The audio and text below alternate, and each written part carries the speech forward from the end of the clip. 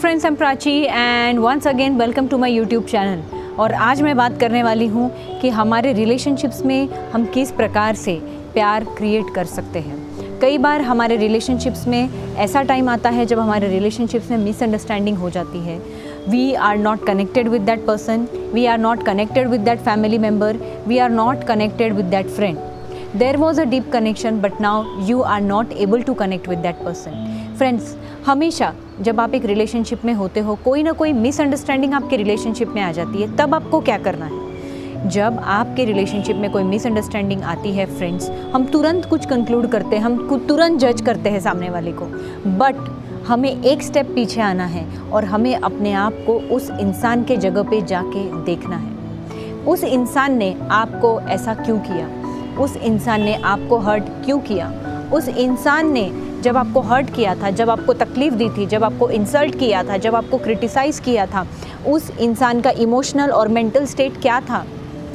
कोई भी इंसान जब एक पर्टिकुलर प्रकार से बिहेव करता है, according to psychology every behaviour is for a reason. उस बिहेवियर से उस इंसान को कुछ फ़ायदा होता है, कुछ प्लेजर मिलता है, इसीलिए वो करता है। अगर कोई इंसान आपको हर्ट कर रहा है तो फ्रेंड्स, कहीं ना कहीं वो पर्सन भी कहीं ना कहीं आपसे हर्ट है, या फिर हो सकता है उसके लाइफ में वो इतना हर्ट हो गया है कि वो आपको हर्ट कर रहा है, वो उसको पता ही नहीं है। He is not conscious about that person is giving you hurt.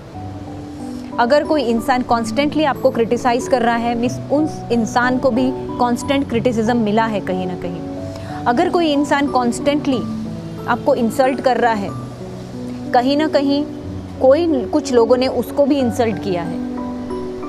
Friends, कोई भी बिहेवियर जब एक इंसान करता है उसके पीछे उसका पास्ट होता है, उस बिहेवियर के पीछे एक रीज़न होता है। वो क्यों ऐसे बिहेव कर रहा है, ऐसे कौन सी चीज़ें हैं जिसके वजह से वो इस प्रकार से बिहेव कर रहा है।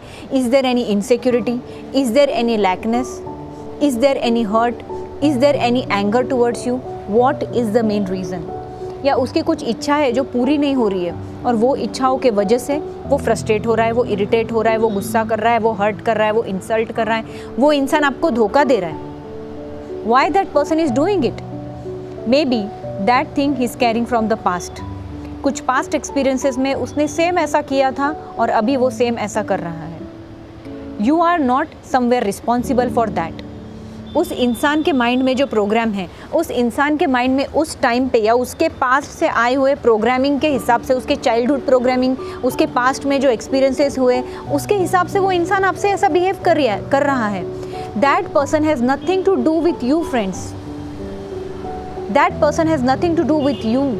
Somewhere that person is hurt, somewhere that person has been hurt by someone.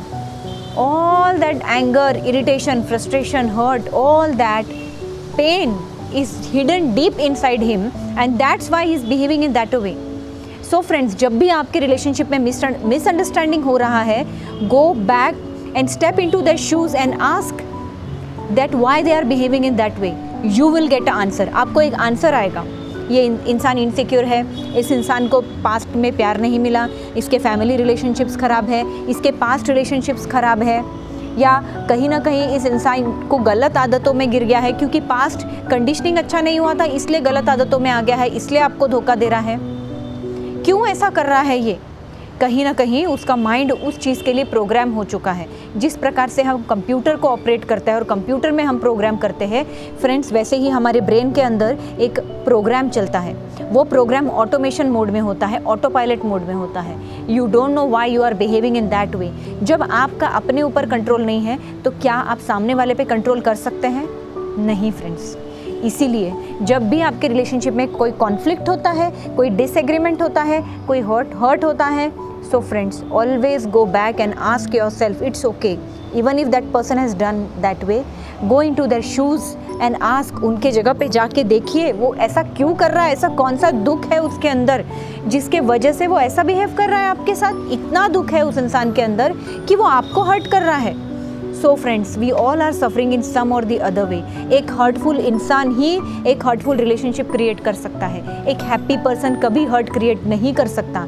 So friends, अगर आपके रिलेशनशिप में आप सेटिस्फाइड नहीं हैं तो कहीं ना कहीं आपको खुद को हील करना पड़ेगा और वो सामने वाला इंसान जो आपको हर्ट कर रहा है कहीं ना कहीं उसके प्रति भी आपको कुछ अंडरस्टैंडिंग, एम्पैथी रखनी पड़ेगी।